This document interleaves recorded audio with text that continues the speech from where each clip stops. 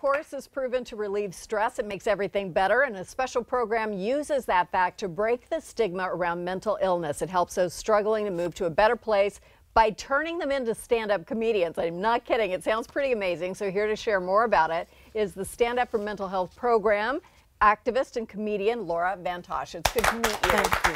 So, first of all, comedy is scary, so we're going to talk about how this all works. But tell me first about your role as a mental health activist.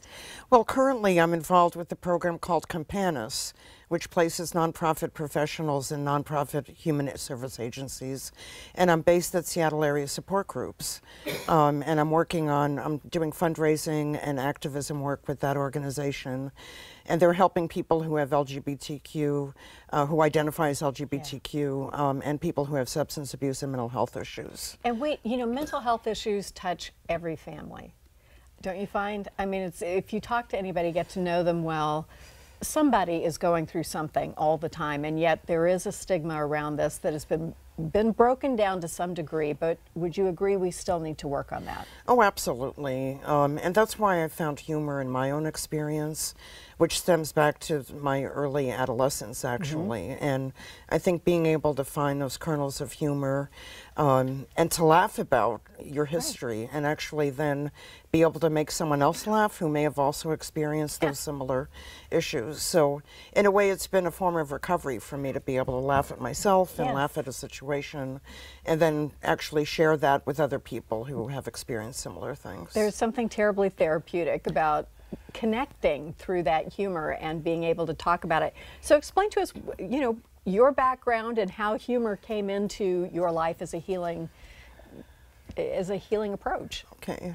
Well, I've been involved in the mental health advocacy movement for over 30 years and have worked in a variety of settings, policy, advocacy, services, research, and so on, and realized through my recovery and working in the field that being able to, again, utilize stand-up comedy as a way of bringing down the walls of stigma. How did that happen, though? Well, actually, it was by meeting David Grenier, who's the founder and director of Stand Up for Mental Health.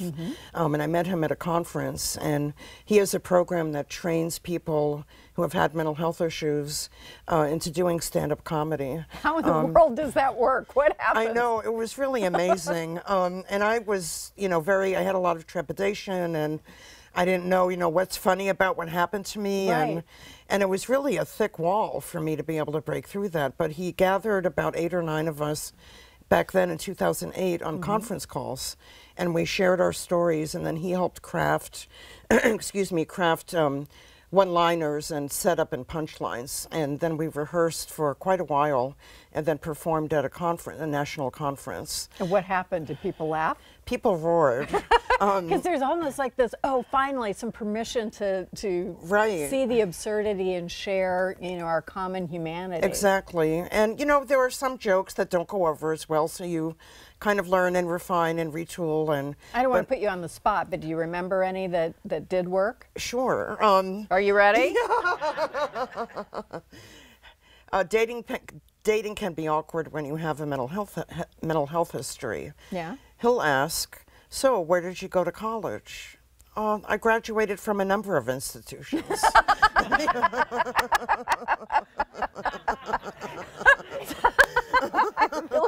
that. So how has this program gone forward? How is this being used as an approach now? Well, I mean, that really is funny. He is too. David Grenier, I have to tell you, he has a background in he's a therapist, but also has a mental illness himself. And he's traveled all over the world and spent quite a bit of time in the United States. And he has a website, standupformentalhealth.com, where you can book, classes and courses and so on. So you can actually go to class with him online? And Skyping. He does Skyping that's now. Awesome. And I think, what's unique about this is, number one, I've never heard of anything like this. In fact, when I first met him, I kind of gave it, a double take. And I think he's the only person that I'm aware of that's successfully been able to turn, the devastation of mental illness into something so positive and recovery-based. And so that's why I feel so connected to what he's trying to do. And then there are a lot of graduates, many of whom are in Washington State as well, who have been through his program. And so we're kind of part of a club, and and I feel like we have a lot in common. So. And so do you teach or offer this forward to other people, or how can we get more people involved in this? Well, again, the website, standupformentalhealth.com. I don't personally teach, but... You should. You're very funny. Thank you. But David is the guru, and he may involve other people, I'm sure. I'm mentally picturing Larry David. I don't know why. Oh, he's funny. Yeah, absolutely, absolutely. So, so part of this is that, and we've done this on the show a lot, is talked about the path to hope and healing has to go through the willingness to sort of see where you are in life, share it with other people, let go of that burden, and be accepted. What would you say, based on your own experience, is the role of a friend, a family member? What can we do to be helpful if people are facing challenges? Well, I really think listening is number one. I mean, I know in Seattle there are people all over the streets and who are having such incredibly hard times. It's really worrisome. Oh yeah, and I know our mayor and other people are trying to move forward with some additional resources.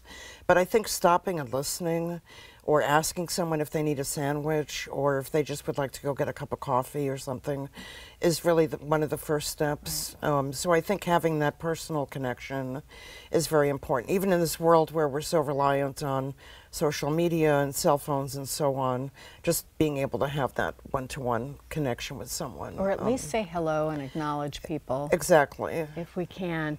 In terms of perhaps within one's family, what could we learn from the experience that you've been through to help us better deal with our own challenges or those of people we love?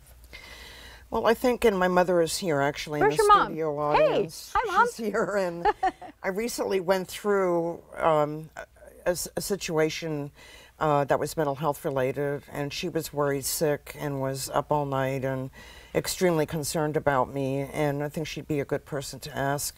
But I think, for now, me understanding that importance of the family connection and how critical they are to saving lives, if that's where the situation is headed, and having an open dialogue with your family after an episode and being able to talk with them about what's important and what's important if it happens again, or what worked or what didn't work is really key. Communicate and stay connected. Thank you so much for bringing this idea to us. Stand Up for Mental Health takes place on Saturday, September 30th at the Seattle Design Center in Georgetown. The doors open at 5:30 p.m. Please visit our website. You can get all kinds of information about the event and about Stand Up for Mental Health in general, but really, what a great approach. Coming up, our wellness experts return to answer your questions, and we'll be right back.